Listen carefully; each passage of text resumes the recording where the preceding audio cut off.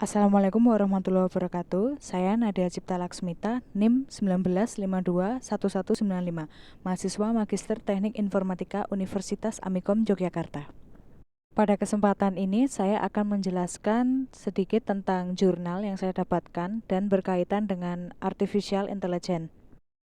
Sedikit penjelasan tentang kecerdasan buatan, yaitu kecerdasan yang ditambahkan pada suatu sistem yang bisa diatur dalam konteks ilmiah. Jadi suatu sistem itu disisipin kecerdasan buatan yang benar-benar dibuat ya oleh manusia, dan itu untuk bahan penelitian atau karya ilmiah dan lain-lain seperti itu. Baik, kita langsung aja masuk ke jurnalnya. Ini jurnal yang saya dapatkan. Baik, jurnal yang saya dapatkan ini berjudul Industrial Artificial Intelligence for Industry 4.0 Based Manufacturing System. Nah, manufacturing itu cabang industri yang mengaplikasikan peralatan dan tenaga kerja sebagai media ya, atau proses untuk pengubahan bahan mentah menjadi bahan jadi seperti itu. Tapi dalam kaitannya di sini adalah bagaimana industri kecerdasan buatan sangat berpengaruh terhadap sistem cabang industri pada era sekarang ini, yaitu era 4.0. Baik, langsung saja kita menyoroti di bagian abstraknya. Di sini di abstraknya dia menyoroti ya bagaimana laporan tentang baru-baru ini kecerdasan buatan itu seperti apa, dan sangat tersorot pentingnya AI dan perlunya sebuah kejelasan ya yang strategis tentang investasi di bidang teknologi atau di bidang manufaktur.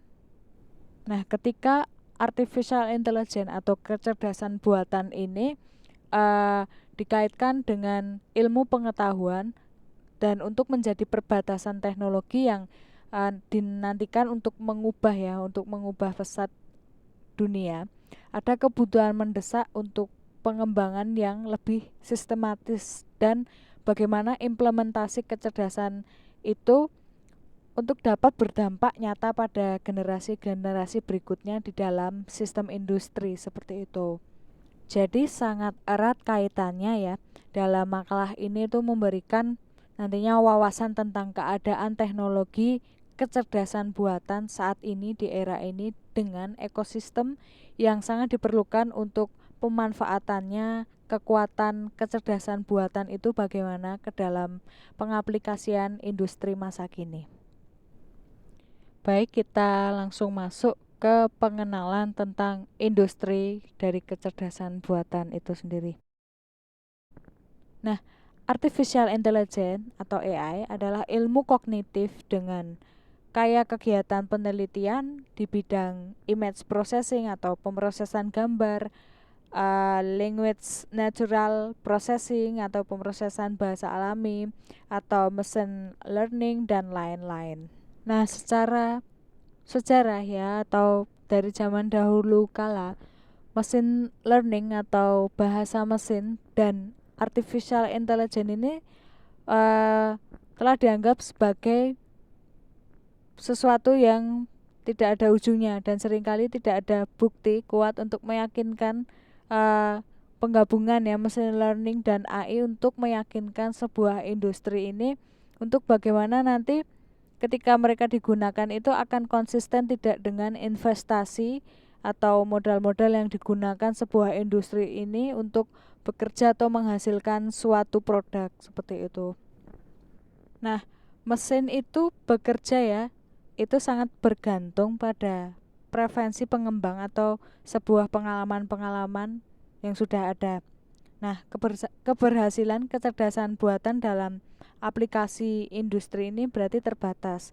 Nah, sebaliknya industri kecerdasan buatan itu disiplin yang sistematis ya, yang dia berfokus pada pengembangan, validasi dan penerapan berbagai algoritma. Nah, sedangkan aplikasi industri dengan berbagai penerapannya itu kinerjanya berkelanjutan. Nah, bertindak sebagai disiplin sistematis untuk memberikan solusi bagi yang menggunakan mesinnya, atau fungsi-fungsi industri itu sebagai jembatan yang menghubungkan hasil penelitian akademik di kecerdasan buatan dengan para pelaku industri. Jadi industri-industri pada saat ini juga sedang menghadapi tantangan-tantangan baru dalam supply and demand dan persaingan pasar seperti itu. Jadi dengan kondisi yang terus berubah-berubah seperti itu, integrasi atau kaitan kecerdasan buatan dengan teknologi terbaru yang muncul itu seperti industri Internet of Things atau IoT. Industri dan kecerdasan buatan itu sangat erat ya kaitannya dengan teknologi big data atau cloud computing ya, yang mana ini adalah merupakan elemen yang sangat penting guna menyediakan sumber informasi data atau suatu platform yang nanti akan digunakan. Juga sangat penting ya untuk membuktikan bagaimana faktor-faktor penting yang sebagian besar nantinya akan diabadikan ya atau dijadikan dokumen dalam hal ini. Oke, kita masuk ke gambar grafik. Yang pertama yang di sebelah kiri ini ada grafik tentang performance dan komparasi ya dari industri kecerdasan buatan dengan learning system lainnya. Baik dari gambar yang sebelah kiri ini tentang performance, itu di garis biru ini ada industrial AI atau kecerdasan buatan dengan systematic learning approach. Sedangkan yang garis hijau putus-putus ini merupakan kecerdasan buatan atau AI dan machine learning. Sedangkan yang kuning ini adalah expert system dan nantinya akan mengarah ke rule based-nya. Lalu yang ini terakhir yang merah adalah expert experience, jadi pengalaman-pengalaman oleh pakar-pakar itu sendiri.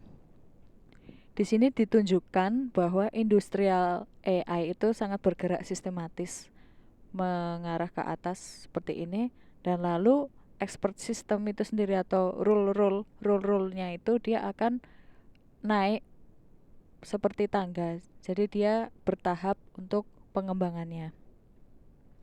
Nah, dengan expert system dan aturan-aturannya itu menyebabkan AI dan machine learning itu juga mengikuti dari si expert system itu sendiri, naik menuju ke tangga yang akan terus naik. Lalu ketika digunakan, dia akan menunjukkan hasil pengalaman dari expert itu sendiri, seperti ditunjukkan pada garis merah seperti ini. Dan dia akan terus mengupgrade. Jadi expert system mengikuti AI atau mesin learning itu sendiri, dia mengupgrade terus meningkat seperti itu. Dan pada akhirnya expert experience ini atau pengalaman para pakar ini dia akan tidak mengalami kelanjutan. Adalah karena waktu yang terus berjalan menyebabkan diharuskannya sebuah pengembangan yang kompleks. Oleh karena itu, kita lanjut ke bagian berikutnya, grafik gambar berikutnya. Yang kedua, ini dia. Nah, berikut ini adalah grafik ya tentang bagaimana cara menghindari atau dia menangani sebuah masalah atau solve itu sendiri. Nah, di sini di bagian kiri ini dia yang nampak ya. Solve yang nampak dengan penghindaran yang nampak juga. Nah, di sebelah kanan ini yang tidak nampak, invisible. Dan grafik ini adalah impact ya dari industri AI, from solving visible problems to avoiding invisible, seperti itu. Nah, untuk grafik yang ditunjukkan pada titik solve ini dengan yang nampak ya atau visible, yaitu masalah yang dapat dipecahkan ya. Untuk kelanjutannya, untuk yang berkelanjutan, bagaimana kinerja itu standar atau mengalami suatu improvisasi seperti itu. Lalu untuk yang atas ini yang biru dia pencegahan ya. Pencegahannya karena dia menunjukkan bagaimana AI dapat mendorong kita dari ruang yang terlihat ke ruang yang tak kasat mata, dan dari memecahkan masalah untuk menghindarinya sebelum ada di permukaannya atau terlihat lebih jelas. Oleh karena itu, sebuah perusahaan ya atau sebuah praktisi itu harus memanfaatkan teknologi terbaru atau pengetahuan terbaru agar dapat ditambahkan untuk dilakukan sebuah improvisasi.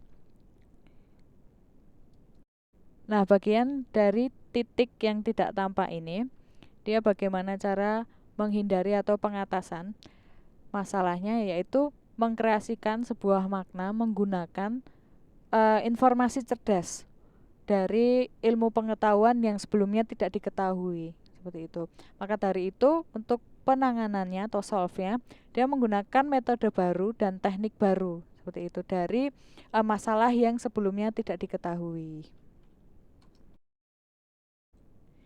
Nah, dari pembandingan atau menerapkan prediksi-prediksi dari bagan-bagan ini yang sudah disebutkan pada bagian pertama dari performansi, yang kedua adalah bagaimana cara menghindari, bagaimana cara mengatasi masalah yang nampak dan tidak nampak dari sebuah industri teknologi itu sendiri. Nantinya akan mencakup beberapa teknologi ya, 4 teknologi pendukung utama, termasuk teknologi data, teknologi analitik, teknologi platform, dan teknologi operasi. Nah, keempat teknologi yang telah disebutkan ini dapat dipahami dengan lebih baik ketika diletakkan dalam konteks cyber physical system dan diusulkan dalam bagian berikutnya ya, seperti yang digambarkan nanti pada gambar ketiga. Nah, dengan perbandingan dari performance dan avoiding atau solving yang sudah digambarkan pada grafik sebelumnya, maka dari poin yang ketiga ini menunjukkan ekosistem AI industri yang diusulkan, yang mendefinisikan strategi bagaimana pemikiran itu berurutan untuk sebuah kebutuhan, tantangan, teknologi, dan metodologi untuk mengembangkan sistem AI yang lebih transformatif untuk industri. Seperti itu. Dan para praktisi dapat mengikuti diagram tersebut sebagai sebuah pedoman yang sistematis untuk mengembangkan strategi AI untuk industri. Nah, bagaimana sebuah ekosistem dari industri kecerdasan buatan itu sendiri? Oke, kita masuk ke gambar industri AI ekosistem. Nah, disebutkan dalam bagan ini tentang industri sistem kecerdasan buatan itu bekerja bagaimana.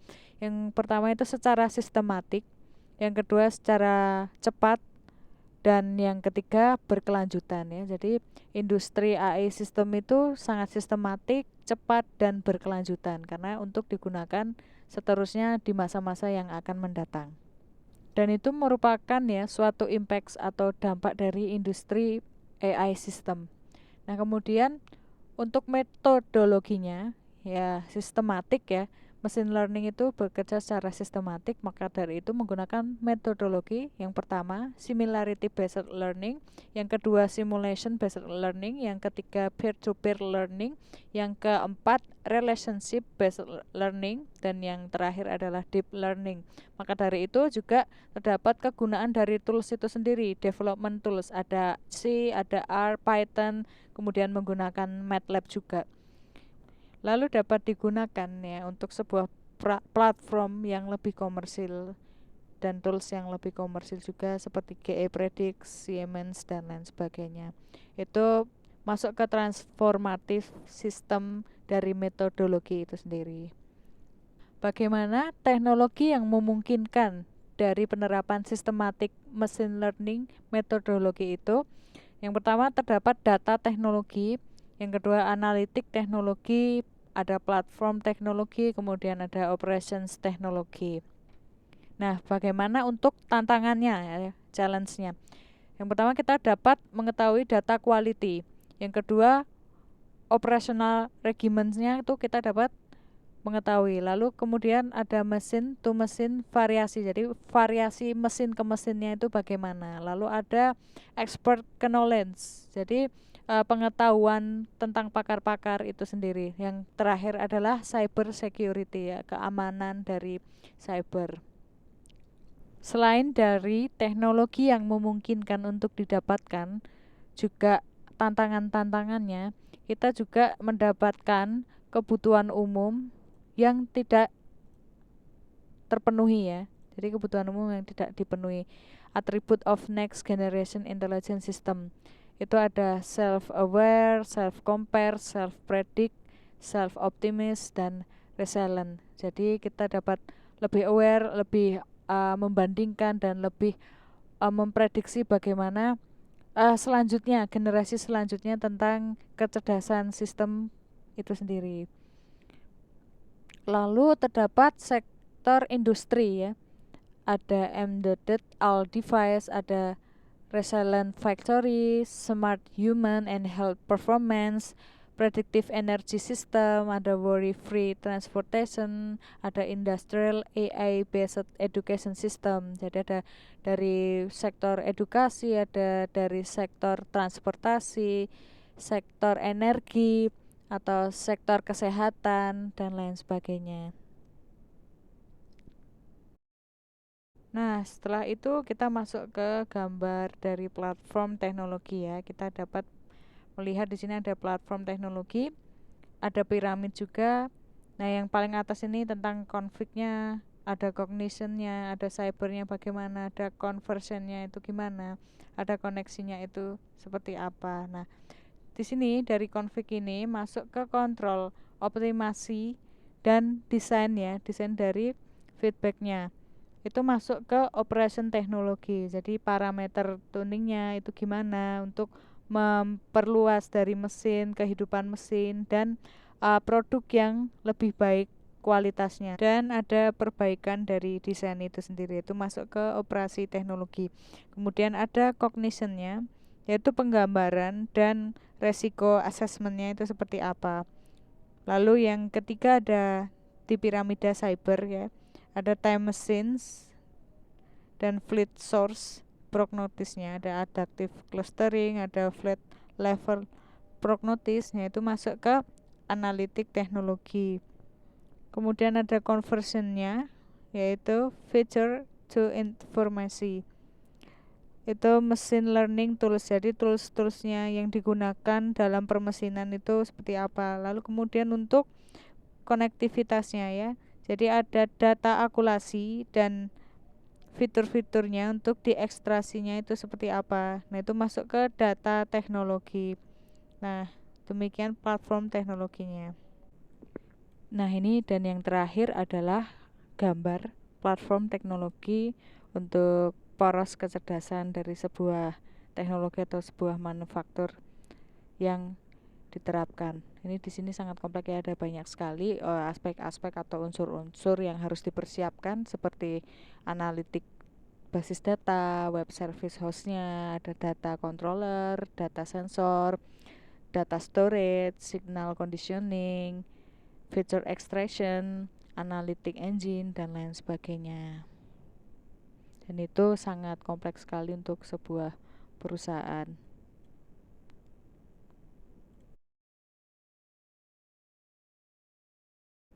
Pada akhirnya kita dapat mengambil kesimpulan dari awal hingga akhir bahwa ketika kecerdasan buatan itu muncul dan diterapkan untuk sisi ilmiah, untuk menjadi perbatasan teknologi yang diharapkan dapat mengubah dunia, ada kebutuhan yang sangat mendesak untuk pengembangan yang lebih sistematis, dan implementasi kecerdasan buatan itu dapat lebih nyata.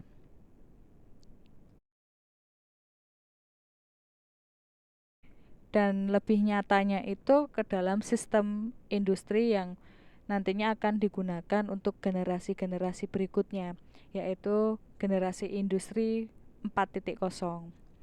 Nah, dengan demikian, penelitian ini bertujuan untuk mendefinisikan istilah industri AI atau industrial kecerdasan buatan dan memasukkannya ke dalam perspektif paradigma industri 4.0. Selain itu, dengan menyediakan gambaran umum dari sistem lingkungan kecerdasan buatan industri dalam pembuatan di dalam jurnal ini bertujuan untuk memberikan pedoman untuk menyusun strategi dalam upaya menuju realisasi pada sistem AI di bidang industri. Sekian dari saya. Wassalamualaikum warahmatullahi wabarakatuh.